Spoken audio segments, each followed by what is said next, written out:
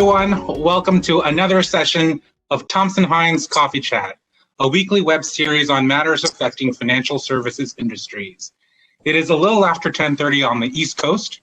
Rise and shine to those of you joining us on the West Coast, and good morning to everyone in between. I am Philip Sinning. I'm the Senior Managing Associate in Thompson Hine's Investment Management Practice Group here in Columbus. And today's topic is fund governance. We'll discuss the issues that trustees face, the characteristics of high-functioning boards, and the responsibilities that each trustee carries. I am very excited to introduce our guest for today. Not only does he have a storied career spanning multiple decades as an attorney and trustee, but he also puts the fun in fund governance. You are in for a special treat because James Jensen, CEO of Clearwater Law and Governance Group, joins us today. Now, he has served as a board member of NASDAQ-traded companies and for a combined total of nearly 40 years of two mutual fund companies that together have assets over $17 billion. During that time, he served as audit committee chair and as an independent chairman of the board. He is the founder and the first chairman of the Ronald McDonald House of Salt Lake City. And next week, he'll be celebrating 50 years of practicing law with his law degree from Columbia Law School. Now, Jim and his wife, Kathy, are the proud parents of 4 children and 10 grandchildren, 2 of whom are graduating high school this week. And so we're especially grateful that he could squeeze us in between his many commitments. So good morning and welcome, Jim. Fun to be with you, Philip. Great. Well, before we get started, let me remind you of our few pre-flight safety announcements, so to speak. If you have any questions or comments during today's program, we encourage you to join our conversation by using the Q&A box on your control panel. We will address your comments as we move through our discussion, and we'll try to leave some time at the end to answer those questions. However, if we run out of time or just don't get to your question, don't worry. We promise to follow up with you individually after the program. So let me just start by saying that, as most of you know, that boards play a critical role in the success of any mutual fund. And in my mind, I think of them like the conductor to the symphony of fund service providers. They're not responsible for playing the instruments or interpreting the notes on the page, but they have to be listening carefully to make sure no one is playing off tempo or, even worse, improvising the score. And that is why U.S. courts and many commentators have branded independent trustees as the watchdogs of the mutual fund industry. Indeed, they are the front line for investors and the principal guardians of the investors' trust in the industry. Independent directors see to it that mutual funds earn acceptable returns, have reasonable fees, and that fund assets are safe and that investors receive reliable services. They are indeed watchdogs, not just mere spectators. It's a great responsibility, one that I know firsthand that Jim has worn well. And as with any responsibilities, they come with great rewards, but also great challenges. So Jim, I'd like to ask you, in your opinion and experience, what are the major fund governance issues that boards face today? Well, look, for public companies, any shareholder, true in a mutual fund, not only can they vote with their feet, they could sell and be gone.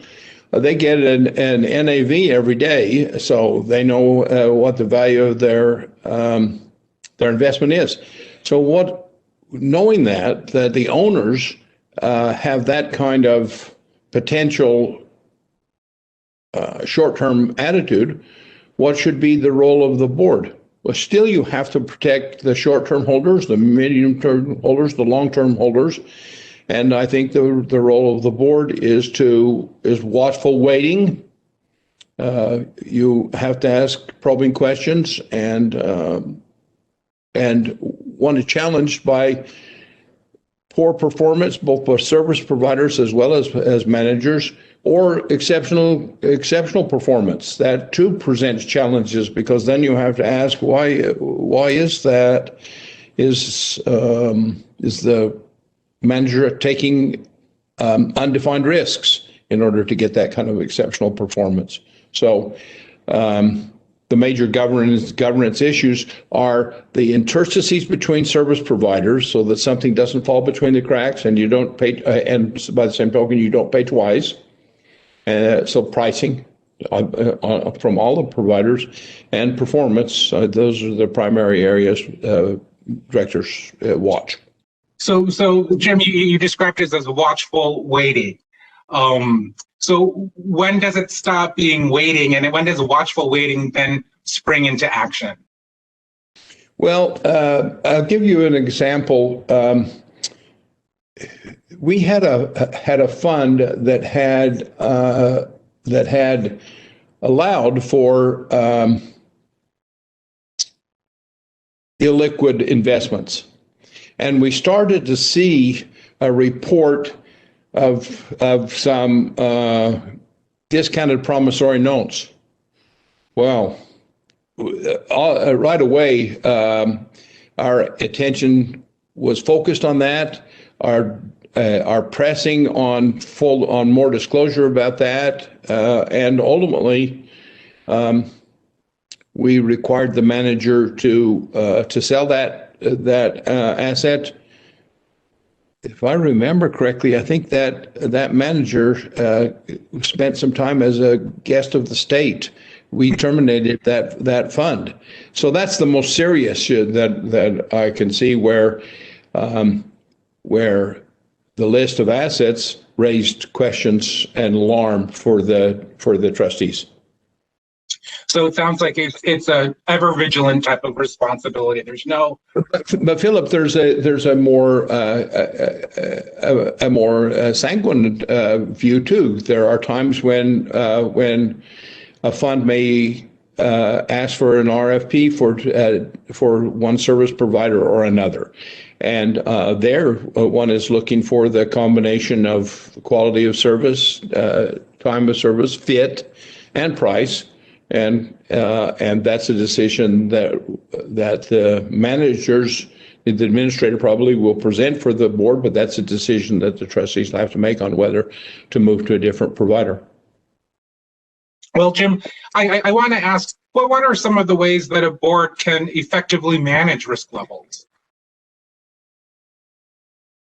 Well, look, it needs to be clear. One is not trying to eliminate risk. You hire people to take risk.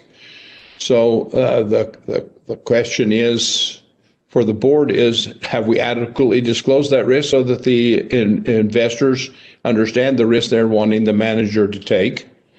And then you watch to see, as I call it, outliers, whether or not you have poor performance or exceptional performance inconsistent with what you thought the risk was that the shareholders understood that you were taking. And I assume then it's incumbent upon the trustees to make sure that they're getting timely and reliable information from the service providers or from the auditors or whomever they need to get that information from. Yeah, Phil, I'd like to just comment on that. There is a view that to discharge the duty to the directors, a service provider, whether it be an integrated fund or a series trust, needs to provide comprehensive information. Ask yourself whether or not an 800-page, 80-page document discharges that duty. And I can see a director saying, I'll read the 80-page document, but I want somebody to be online to tell me in 5 pages what they think is material here and why they are recommending that the board approve this agreement. So I think that the board is entitled to say to its managers, I'm not going to do all your work. I want you to have reviewed this and tell me what you think I should focus on in this agreement and why you think what work you've done in order to get it to us and why you recommend it to us. And right. Now, by the same token, the board shouldn't just be a rubber stamp and say, well, you said we should approve it, so what am I? No, you have to do the work too. Right. I agree. It is a tough balancing act. between, exercising the right modicum of business judgment to be able to rely on the representations or summaries or reports, and also doing your own due diligence and homework to make sure that, that you're not just rubber stamping, as you say, a summary report or a conclusory remark. What resources are there resources or tools that you have found particularly helpful during your tenure as a board member that have helped you discharge your duties and dig deep and think meaningfully about the issues that face the board? Well, of course, there is the board book, and almost all, when I started in the practice of board books came like this, and you could have 15 inches and need a pull cart to bring the board books to a meeting. Now it's all electronic, of course, and you just have a separate screen. You have the screen for the meeting, and then you have a screen for the text.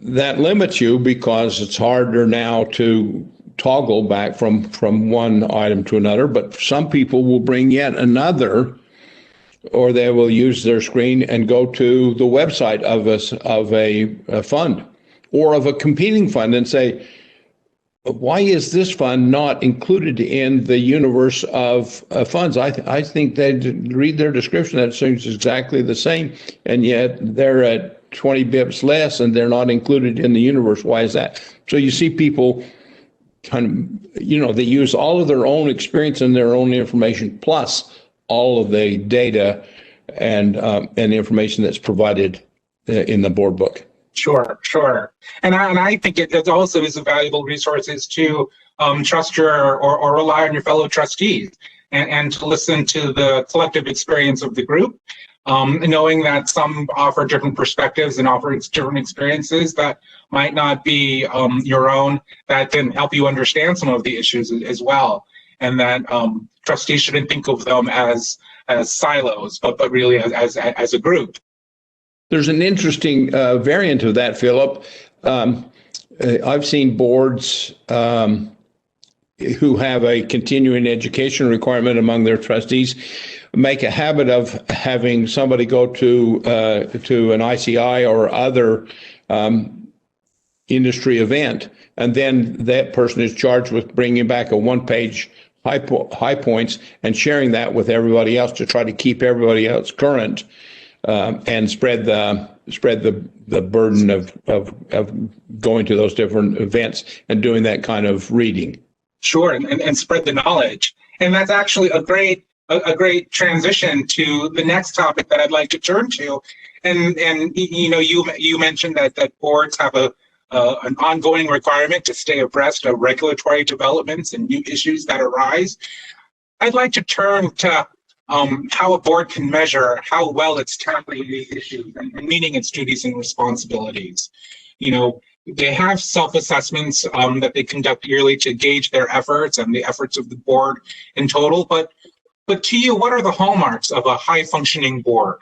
How do you know when a board is meeting its responsibilities?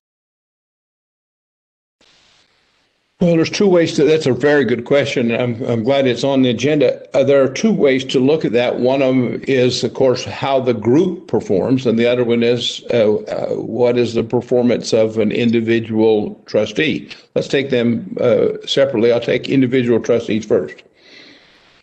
A trustee who insists on always having the last word on an issue, somebody needs to take that person aside and say, look, give up. You don't need to have the last word on. You can do that at home, but you can't do that here. A trustee that sits silently, somebody who needs to go to take that trustee aside and said, look, we got you on because of your particular expertise. Were we wrong in thinking that it was applicable here? Because if we don't hear from you, we don't get the benefit of that. And so those are two extremes. A trustee who speaks about the appropriate amount and always says something stupid, that's a tougher question. And I don't mean that somebody could say, here's a question that I don't have an answer to. Wonderful. Let's get it out there and deal with it.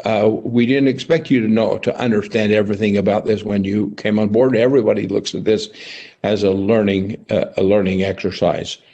But that personal style are some things that would make a director ineffective. I would say it's advantageous for a board to be unanimous, and they should work hard to be unanimous, but they should not expect always to be unanimous. And it may be that one of the best things that you as counsel could help us write into our minutes is this. Jim dissented on this matter and articulated his objection in this manner. The balance of the trustees did not agree with him, and the motion passed. Wow, how can somebody object that issue was not thoroughly debated and that it was carefully decided? I tried that once, and the trustee said no, they weren't going to vote. They wanted me to try again to persuade them, or they would persuade me, and I think they won. So I tried to forget about it, but now that you remind me, I think I gave in on that one, and I gave in and gave unanimous. I think the point there, Jim, though, is that there was a full discussion, and however way the motion carried, there was the discussion of two different opinions. Which ultimately you had to resolve because that's the board. You don't have the choice to not decide the issue or to pass. But it's important that differences of opinion get fully vetted out. I read once of a chairman of a board who said to his board, "Seems that we are unanimous, so I want to table this until somebody will articulate a strong differing view." Now, is it possible that there might be sometimes too many cooks in the kitchen? Are there limits to how many members a board should have? Sure. If you have too many directors, it's difficult to get full engagement, and management then has a more dominant role than it should have. If you have too few, the work is burdensome, and you may not have the quality of deliberation. So I'm not a sociologist, and I can't say what the exact number is, but my experience is that 13 starts to look like a Congress and not a board, and 3 looks like a coffee clutch and not a board. So a coffee clutch with a tiebreaker, right? So a good working number is 5 to 9, in my view. 9, you might have such a substantial enterprise that you had to divide to conquer, and you might have multiple committees where most of the work was done, and that you had a board as large as 12 or 13. In the mutual fund industry, I don't see that. I would think that the highest number I would think you might see would be 9, and a board of 4, 5, 7, 8, something like that would be good, because then you could have, of course, you'd have your audit committee anyway, but you could have a compensation committee. You could have a valuation committee. Yeah. And so then you would have work done. You'd have a specific delegation of that to a smaller group. They would be heavily engaged in that. There would be mutual respect between the directors, so they didn't feel that they were at risk by not working on that. They could feel comfortable delegating to that committee because they thought they would do a good job, and they would report it back, and the directors could get their hands around that issue, even though they had delegated and then all the hard and heavy lifting had been done by a committee. Still, the other directors would have confidence in them. They would know they were doing the same thing on a different committee for the benefit of the group. What about the balance between independent directors and interested persons on the board? Boards are required to have 40% of their members independent. Should it be more? Are there benefits to having an interested person on the board? There are benefits to having interested persons in the board room. You can get all of the benefit in your deliberations from that. But consider that you had the president of the company on the board, and you're going to do a contract renewal discussion. Well, that person needs to be excused. So suddenly, the benefit you thought you were getting from having an interested person, you have to let go of in order to have a deliberation involving that person's enterprise. So there's some cost to having an interested director. There is a particular delicate cost to having an interested director serve as chair. I've served on a board for several years where the founder of the company was the chairman. And then under prompting from either ICI or SEC, I forget which, we decided to go to an independent chair, and everybody else stepped back really quick, and there I was stuck with being the independent chair. Wow, Philip, my interest in the agenda really changed. It really came to my mind that I had more responsibility than I had thought, and the shareholders, I couldn't just lean on the founder as the chairman. I needed to help the other independent directors and the founder discharge their duty in a more fulsome way, and my interest in the work heightened at that point. I think anybody would see that there are many companies in the U.S. that consolidate their role of CEO and chair. It's not common outside the U.S. And sometimes there are advantages to do that. You don't want two captains, but the board has a different function than the executive, so there is a justification for separating them. And once you make that decision, you can say, well, sure, let's have one or two. If you have two insiders, you have to recognize you're never going to get two views, because one of those persons worked for the other person. And that the one who reports to the other person is never going to say in the board, that's a stupid idea. Well, maybe once, but then that person won't come to the board meeting anymore. So if you have two insiders, you have to recognize that you're only getting one voice. Jim, sometimes you do set me up so nicely for the next question.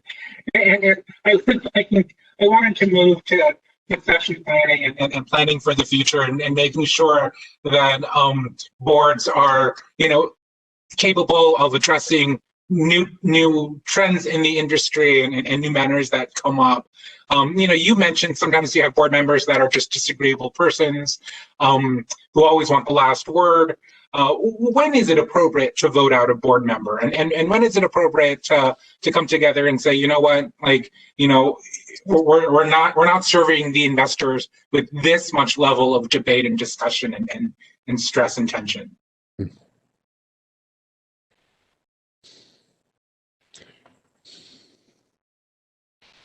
Well, when is it appropriate? I'll use this analogy.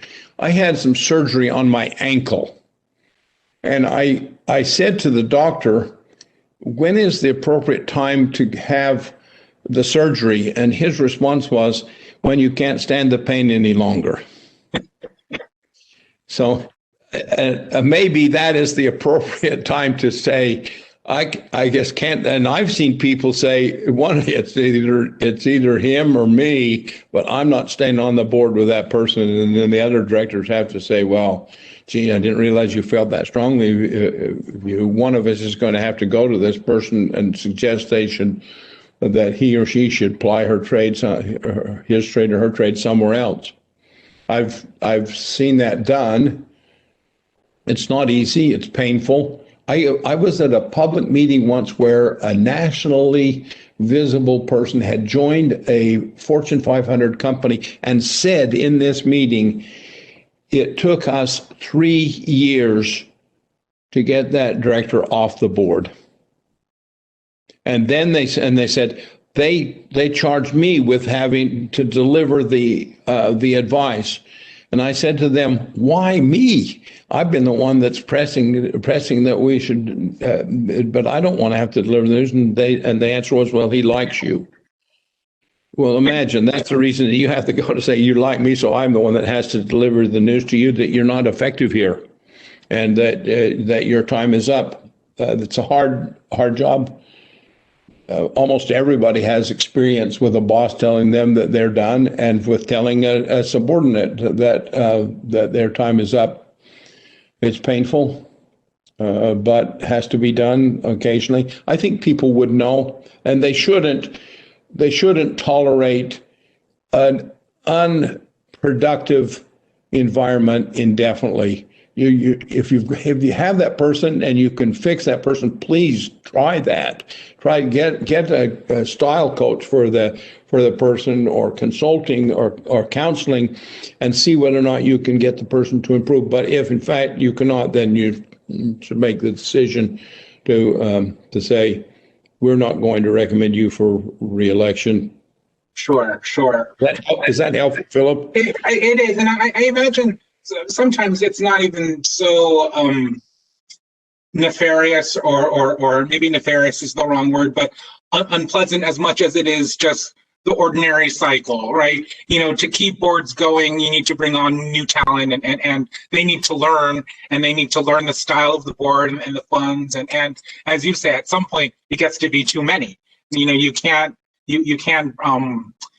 have 13 or 15 board members because you're bringing on new folks that you want to take the fund to the next decade. So I imagine that there's some of that also that goes into succession. Let me just say, we only have a couple of minutes left, and you had asked me to comment on term limits. You can tell from my comment and from my experience that I retired from 2 boards last year. Term limits, age limit, not term limit, age limit. That's probably appropriate. I've got some other things I wanted to do, and we needed to bring on some young blood. But there's a price if you do it prematurely. You may get young blood, and you lose industry experience. And as Warren Buffett said about the tenure of he and Munger on Berkshire Hathaway, we find it difficult to teach old tricks to new dogs. So just keep that in mind. Right. You're absolutely right. You don't want to dispense with your institutional knowledge too soon, or before you even realize what you're giving away. But I think we all recognize that, like, every puppy has to learn those old tricks at some point, and perhaps even some new tricks as well. And so there's always the look to the future. I know the SEC has made it one of the priorities, or has encouraged boards to increase diversity among their boards in terms of racial diversity and gender diversity. And so there's some really exciting trends with boards going into the future. And experience diversity too. Absolutely, 100%. With Bitcoin emerging and cybersecurity taking us into areas that we could have never seen before, having a diverse array of experience is very important. Jim, can you believe it? We're at 11 o'clock already. The time has just flown by. Thank you so much for being here. It was great to see you. I just think Thompson Hine's a great firm, and I'm happy to be associated with you, Philip. Give my regards to all your colleagues. Bye-bye. Absolutely. Well, everyone, our next coffee chat will be hosted at this same time next Wednesday, May 26th. My colleagues Latasha Love and Carrie Schuffelbarger will discuss intellectual property as it relates to the investment management industry. What are the fund names, strategies, and investment models you can protect as proprietary, and perhaps more importantly, what you cannot protect? For this or future coffee chat discussions, please visit the events page on Thompson Hine's website at www.thompsonhine.com. To view this session or any of our past coffee chat session recordings, please visit Thompson Hine's YouTube page. I want to thank all of you for attending today's program, and special thanks again to Jim for sharing his insight. When you close out of the webinar, you'll be prompted to take a brief survey about today's program. Please share your feedback as it helps us plan content for future chats. Enjoy the rest of your day, stay well, and goodbye.